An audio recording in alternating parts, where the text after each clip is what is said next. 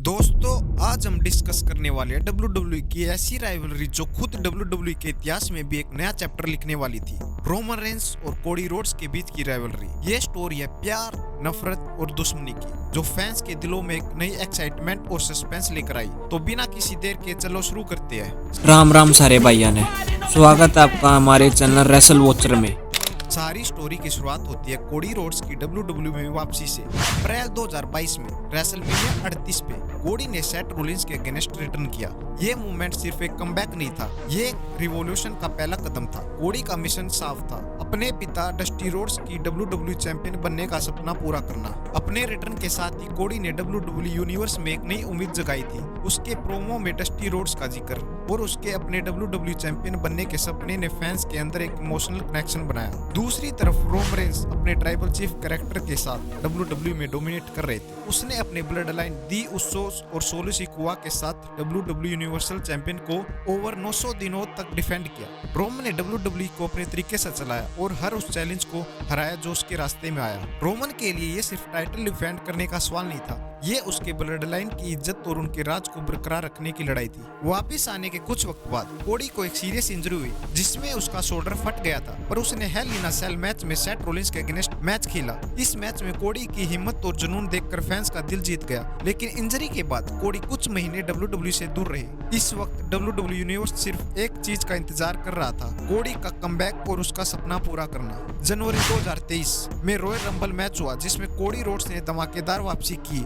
और 30 number entrance के रूप में एंटर किया। उसने सबको हरा कर रॉयल रंबल मैच जीत लिया और रेसलमेनिया में रोमन रेंस को चैलेंज करने का मौका हासिल किया। यहाँ से स्टोरी में ट्विस्ट आया। कोडी ने अब ओपनली अनाउंस किया कि वो रेसलमेनिया 39 में रोमन रेंस को WWE चैंपियनशिप के लिए चैलेंज करेगा। रेसलमेनिया से पहले रोमन और कोडी के बीच पहला फेस ऑफ हुआ। रोमन ने कोडी को प्रूव करते हुए कहा कि डस्टी रोड्स ने कभी उसके सपने के बारे में बात नहीं की। रोमन ने अपने ट्राइबल चीफ वाला एटीट्यूड में कोडी को उनके पापा का सपना पूरा करने को कहा। रोमन के ये शब्द कोडी के दिल में तीर की तरह लगे, लेकिन कोडी ने भी जवाब दिया कि वो अपने पिता का सपना पूरा करके रहेंगे, चाहे रोमन जितना भी बड़ा ट्राइबल चीफ क्यों ना हो। जब कोडी और रोमन की राइवलरी इंटेंसिव होती गई, तब रोमन की ब्लड लाइन दी उस्सोस और सोलो सिकुआ भी इसमें इन्वॉल्व हो गई। हर मैच और प्रोमो में वो कोडी को डिस्टर्ब करते, उसके मैचेस में इंटरफेयर करते और उसके प्लान को बिगाड़ने की कोशिश करते। लेकिन कोडी ने हर बार ये प्रूव किया कि वो किसी भी परिवार से डरने वालों में से नहीं है और वो अपना सपना पूरा करने के लिए पूरी जान लगा देगा। जैसे जैसे रेसलमेनिया का वक्त पास आया, फैंस का एक्साइटमेंट और भी बढ़ने लगा।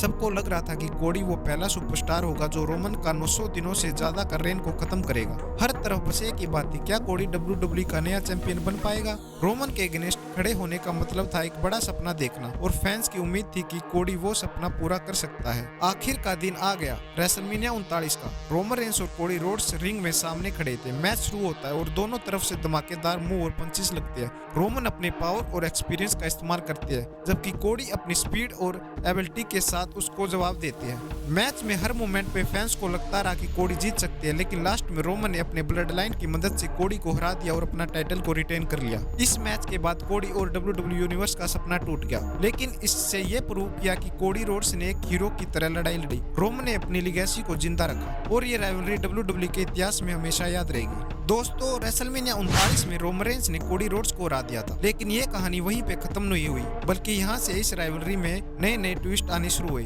अब हम डिस्कस करेंगे कैसे रेसलमेनिया 39 के बाद कोडी और रोमन के बीच की लड़ाई और भी इंटेंसिव होती गई और कैसे ये रेसलमेनिया 40 तक पहुंच गई। रेसलमेनिया 39 में हार के बाद कोडी के अंदर एक नई भूख और जुनून था, रोमन रेंस और उसके ब्लड लाइन को गिराने का। लेकिन इस बार कोडी ने डिसाइड किया वो हर मूव बहुत ही केयरफुल और स्ट्रेटेजी तरीके से करेगा। वो रोमन तक सीधे नहीं गया, पर पहले उन लोगों को टारगेट किया जो उसके रास्ते में आते, यानी दी उस्सो और सोलो सिकुआ। हर मैच में कोडी ने अपने इंटेंशन क्लियर किया। वो सिर्फ एक टाइटल नहीं, पूरी ब्लड लाइन का सफाया चाहता था। जैसे जैसे समरस्लैम 2023 पास आया, रोमन और ब्लड लाइन के बीच आग बढ़ने लगी। जिमी और जे उस्सो ने रोमन की लीडरशिप पर सवाल उठाया। उन्हें लगा कि रोमन उन्हें बस अपने फायदे के लिए यूज कर रहा है। इस दुश्मनी का फायदा कोडी ने उठाया और वो उस्सोस के साथ मिलकर रोमन को वीक करने लगा। रोमन के लिए अब सिर्फ कोडी ही नहीं, उसका अपना परिवार भी एक प्रॉब्लम बन गया। रॉयल रंबल 2024 में कोडी रोड्स ने फिर से अपनी किस्मत आजमाई और अपने ब्लड, स्वीट और टीयर्स के साथ ये मैच जीता। इस बार वो और भी फोकस था और उसके पास सिर्फ एक गोल था, रोमन रेंस को रेसलमेनिया 40 में हराकर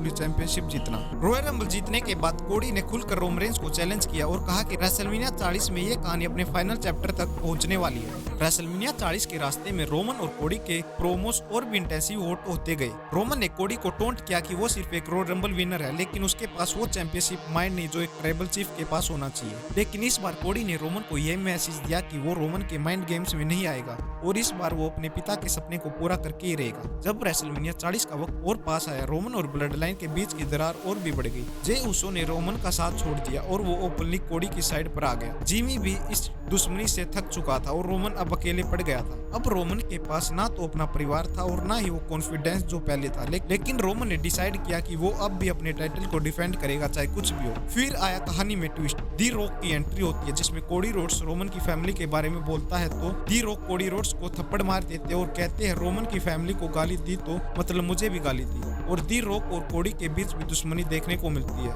और रेसलमेनिया 40 के लिए टैग टीम मैच सेट हो जाता है जिसमें कोडी की तरफ से सेथ रोलिंस और दी रॉक की तरफ से रोमन। और ये मैच दी रॉक और रोमन जीत जाते हैं ब्लड लाइन की मदद से। सारे फैंस को लगता है क्या कोडी रोमन को हरा पाएगा। फैंस के मन में सवाल उठने लगे थे। रेसलमेनिया 40 का दिन आया और इस बार रोमन और कोडी के बीच सिर्फ एक टाइटल का नहीं बल्कि दो अलग अलग लीगेसी का सामना था। रोमन अपने ट्राइबल चीफ होने की लीगेसी को जिंदा रखना चाहता था, जबकि कोडी अपने पिता का सपना पूरा करने के लिए पूरी शिद्दत से फाइट करने वाला था। मैच शुरू हुआ। इस बार रोमन और कोडी दोनों ने अपने सब कुछ लगा दिया। हर पंच, हर मूव और हर काउंटर में एक इंटेंसिव एनर्जी थी। रोमन ने अपने पावर का इस्तेमाल किया और कोडी ने अपनी स्पीड और टेक्निक का। लेकिन मैच के एंड में कोडी ने रोमन के सुपरमैन पंच और स्पीयर का काउंटर करते हुए अपने क्रॉस रोड फिनिशर लगाए 1, 2, 3 और पूरी WWE यूनिवर्स के सामने कोडी रोड्स ने रोमन रेंस को हरा दिया। लेकिन रोमन को हराना आसान नहीं था। इस मैच में कई लीजेंड रिटर्न हुए, जॉन सीना, अंडरटेकर, जिसकी मदद से कोडी रोड्स ये मैच जीत पाया। रेसलमेनिया 40 का ये मोमेंट सिर्फ एक जीत नहीं था, ये एक मिशन का पूरा होना था, एक सपने का हकीकत में बदलना था। कोडी ने अपने पिता डस्टी रोड्स के सपने को जीत में तब्दील कर दिया और रोमन की 900 दिन से ज्यादा का रेन को खत्म करके एक नए एरा का आगाज किया। आज भी WWE फैन इस लीजेंडरी राइवलरी को याद करते हैं और इसके हर एक मोमेंट को दिल में बसाए हुए है। यही है कोडी और रोमन की कहानी, एक ऐसी कहानी जो WWE के इतिहास में हमेशा अमर रहेगी। तो दोस्तों, कैसी लगी आपको ये वीडियो कमेंट करके जरूर बताना और हमारे चैनल रेसल वॉचर को सब्सक्राइब करके जरूर जाना। मिलते हैं अगली वीडियो में, तब तक के लिए बाय बाय।